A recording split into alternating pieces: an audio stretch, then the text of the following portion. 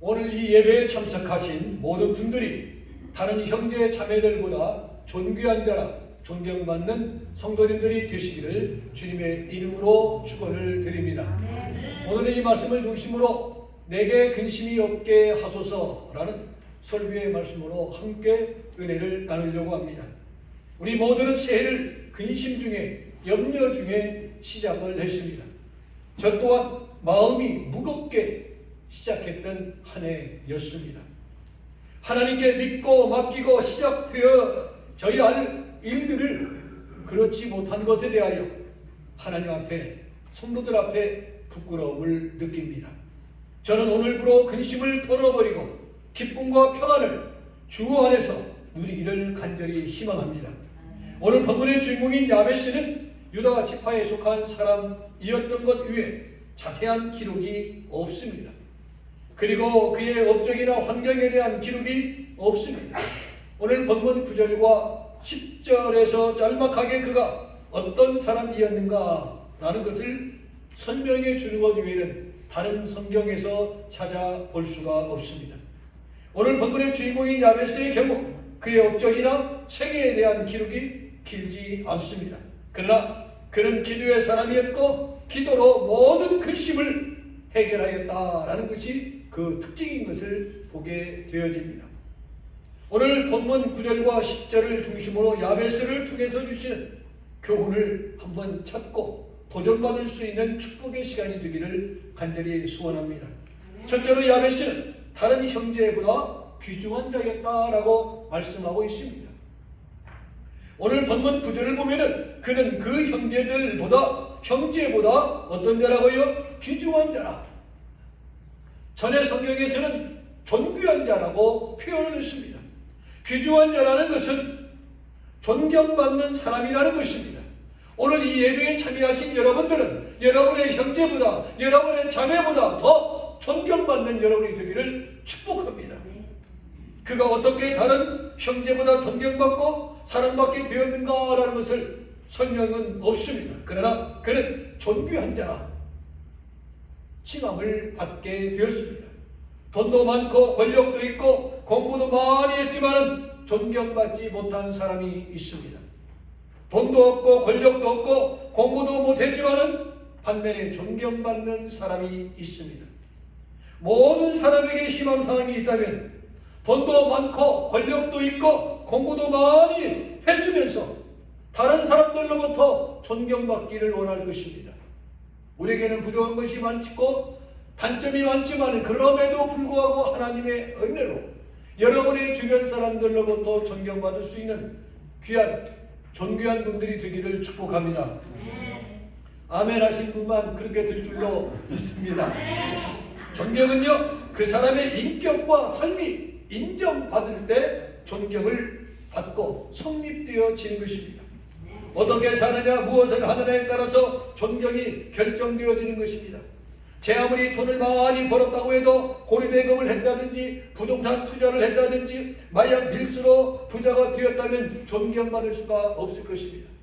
그리고 내 돈을 벌어서 갑부가 되었다 할지라도 밤낮 주색 잡기나 도박 도박으로 보낸다는 사람은 존경받을 수가 없을 것입니다. 그래서 바로 벌고 바로 쓸 줄도 알아야 하는 것입니다.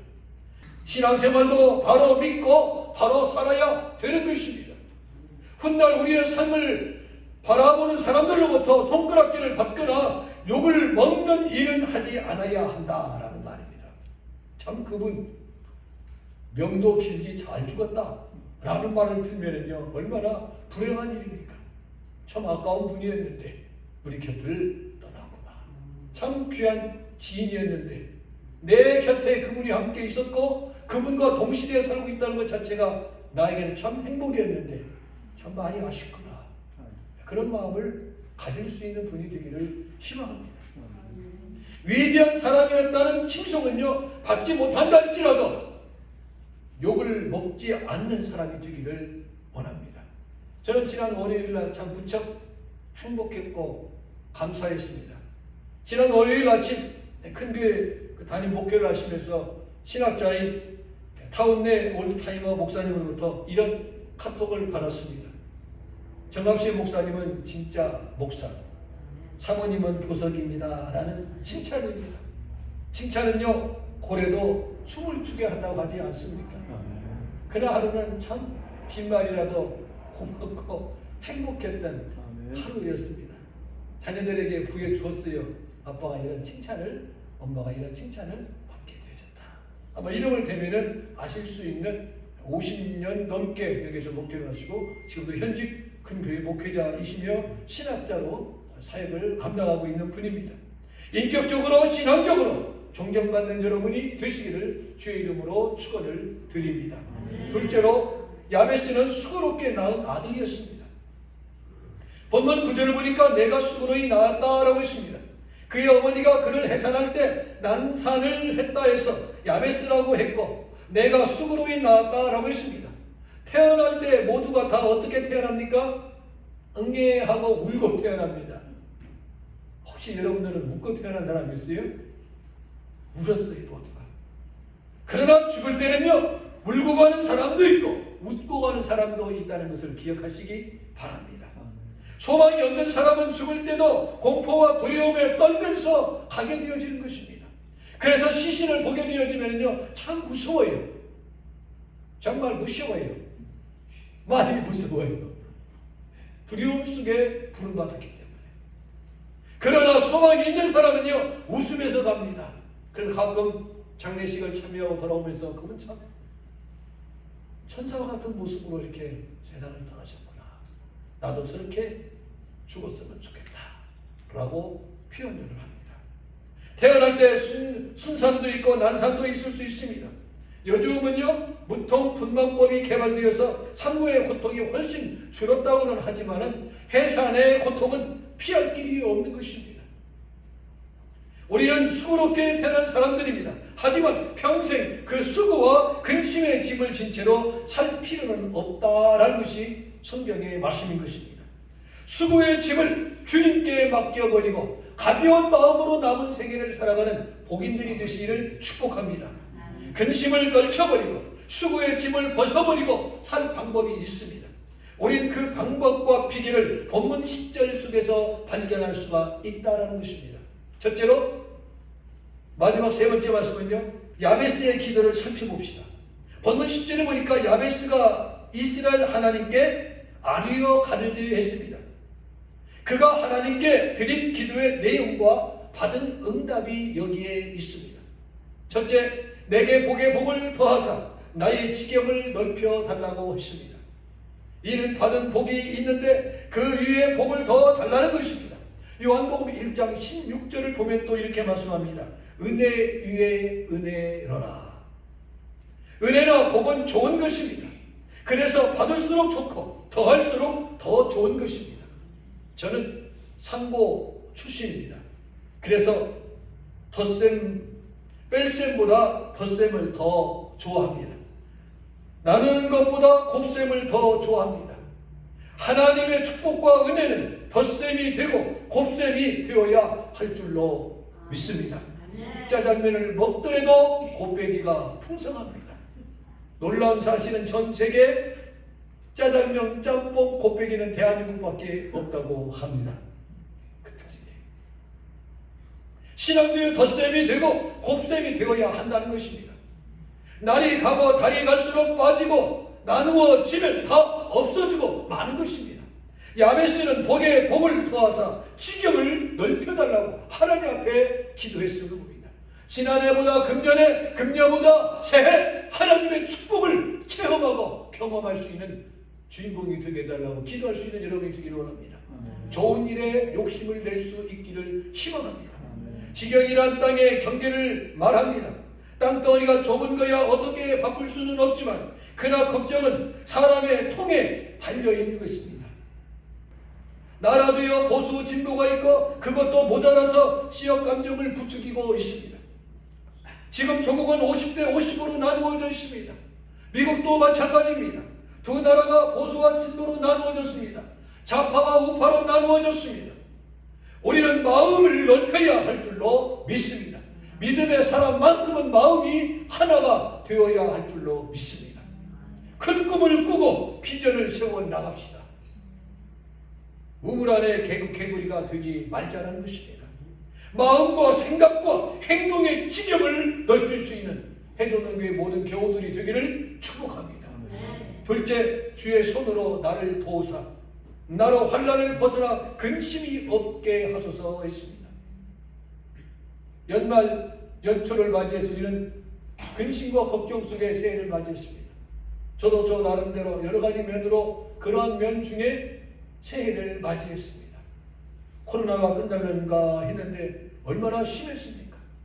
대한민국에도 하루에 몇 명씩 나와요? 50만 명. 51만 5천 명까지 나왔어요. 오늘 아침에 31만 8천 명. 모든 환난, 모든 어려움, 힘듦 벗어날 수 있는 길이 무엇인가? 나를 도우소서. 환난을 벗어나고 근심을 해결하는 비결을 제시해주고 있습니다. 그것은 주의 손이 나를 도와줄 때 벗어날 수 있다라고 말씀하여 주고 있습니다. 근심이란 단어는요, 분리시킨다, 나눈다는 것입니다. 그리고 마음이라는 말은요, 마음이란 말과 합성입니다. 근심이란 마음이 둘로, 셋으로 분리어 나누어진다는 뜻입니다. 찰스 스윈도는요, 미국 기독교 복음주의 목사입니다. 또한 달라스 신학교 4대 총장입니다. 찰스 스윈도 목사님이 다시 웃자라는 자신의 자서전에서 기쁨을 빼앗아가는 세 가지 요인이 있는데, 첫째, 근심이다 했어요. 근심이란 일어나지 않는 일에 대한 염려입니다. 그리고 대부분 근심은 걱정하고 염려하는 것 못지않게 어려움이 닥치는 것이 아니라 그냥 지나가 버린다. 되어질 일도 아닌데 미리 땡겨서 걱정하고 근심하는 것이 염려예요. 그럼에도 불구하고 근심이라는 독소는 그 효과를 발휘해 기쁨을 부식시킨다 하겠어요. 미리 될 일도 않을 일을 걱정하고 염려함으로써 내가 기뻐하고 행복할 일에 대해서 다 뺏어가 버립니다. 그 지나가기 전까지 늘 걱정하고 염려하고 먹어도 먹는 것 같지 않고 웃어도 웃는 것 같지 않고 그렇습니다. 땡겨서 염려하지 마시기 바랍니다. 미리 염려할 수 있는 분들이 되지 않기를 원합니다. 걱정하지 마세요. 걱정한다고 될 일도 아니고 염려한다고 될 일도 아닙니다. 바뀌어야 합니다. 두 번째는요, 스트레스입니다. 스트레스는 근심보다 더 심각한 것인데, 스트레스가 쌓이면 정신과 육체를 괴롭히고 모든 질병의 원인을 제공한다는 것입니다. 그래서 어디가 아파서 가면 스트레스 때문에 그렇습니다. 서로가 스트레스 받지 않도록 서로 칭찬해주고 격려하는 가정과 교회가 되기를 축복합니다. 셋째는요, 두려움입니다. 이것은 위험할 때 느끼는 무서운 공포인데 근심이나 스트레스처럼 기쁨을 빼앗아가고 사람을 망가뜨리는 것입니다. 한마디로 근심과 스트레스 그리고 공포는 기쁘게 살고 싶은 사람을 공격하고 파괴하는 원수다라는 것입니다. 원수. 그 근심을 해결하는 방법에 대하여 성경은 적극적이고 구체적인 길을 제시하고 있습니다. 오늘 본문에 주의 손으로 나를 도우사 환난을 벗어나게 하옵소서. 근심을 벗어나게 하옵소서라고 가르쳐줍니다. 요한복음 14장 1절에서 주님은 뭐라고 합니까? 너희 마음에 근심하지 말라. 하나님을 믿으니 또 나를 믿으라. 말씀해주고 있습니다. 그리고 베드로전서 5장 7절을 보면은 너희 염려를 다 내게 맡겨버리라. 이는 저가 너희를 권고하십니다. 맡기라고 하지 않고 어떻게 해요? 맡겨버리라. 맡긴다는 말은요, 굴러내리다 그래요. 굴러내려요. 그냥 하나님 앞에 내일 맡겨버려요. 맡겨버려요. 예배 끝나고 빵 하나 샌드위치 받아가지고 가면서 맡겼다고 도로 찾아가지 마시길 바랍니다. 그냥 가요. 미련 없이 기도하고 맡기고 예배 시간에 맡긴 다음에 내가 그래도 걱정해야지. 하지 마세요. 그냥 맡기면 미련 없이 가요. 여러분이 은행 가가지고 돈 맡기고 저 도둑놈 아니야? 저 오늘 얼굴 보니까 아닌 것 같아. 떼먹을 것 같아.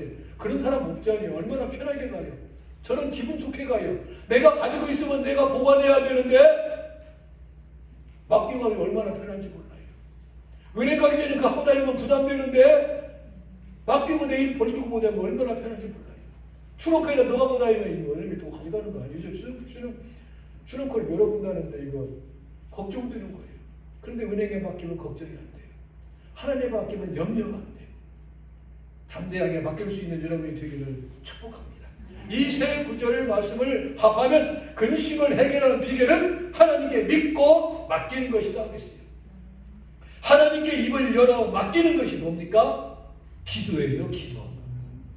입을 넓게 열려 하나님 앞에 부르짖을 때 부르짖는 대로 응답의 역사가 여러분의 삶의 현장 속에서 일어날 줄로 믿습니다. 야베스에게 어떤 환난과 근심이 있었는가에 대한 언급은 없습니다만 분명한 것은 그가 큰 시련을 겪었고 근심에 빠지셨다는 것입니다. 그러나 그는 거기서 낙심하거나 포기하지 않고 하나님을 향해서 주의 손으로 나를 도우사 환난과 근심을 없게 해달라고 기도했습니다. 중요한 것은 결과입니다. 하나님이 그 구한 것을 어떻게 하셨더라? 허락하셨더라. 아멘. 할렐루야. 응답받고 근심이 해결되었다는 말입니다. 태산보다 크고 바다보다 넓은 근심도 하나님께 맡기면 그 순간부터 그것은 내 근심이 아니라 하나님의 근심이 되는 줄로 믿습니다. 근심과 걱정을 해결하는 방법은 하나님께 맡기는 것입니다. 내가 내 손 안에 쥐고 있으면 내 문제가 되지만은 하나님의 손에 내어 맡기면 하나님의 문제가 된다는 말입니다. 현금이나 보석은 내가 가지고 있으면 내가 지키고 책임을 져야 하지만은 은행에다 맡기면 그날부터 그 순간부터 은행이 책임져 주는 것입니다. 베드로의 말처럼 믿고 하나님 앞에 맡기는 성도 여러분이 되기를 축원합니다. 말씀을 마칩니다. 야베스의 이야기는 하나님이 그 구하는 것을 허락하셨다라고 끝납니다. 드라마나 영화로 치면은 해피엔딩으로 끝나는 것입니다. 잠언서 10장 22절을 보면은 여호와께서 복을 주심으로 사람으로 부하게 하시고 근심을 겸하여 주지 아니하심이니라. 하나님은 복을 주시고 근심은 주지 아니하신다는 것입니다. 얼마나 고맙고 감사합니까? 단 조건이 있습니다. 맡기는 사람에게. 사람은 나를 괴롭히고 근심과 걱정을 주지만 하나님은 나에게 기쁨과 평안을 주신다고 말씀하십니다. 근심과 걱정의 반대는 기쁨과 평안입니다. 주님은 내가 너희에게 평안을 주느라 부활하시고 첫 번째로 주신 말씀이거든요. 오늘부로 근심을 다 떨쳐버리고 기쁨과 평안을 주 안에서 누리는 성도 여러분들이 되시기를 주의 이름으로 축원을 드립니다.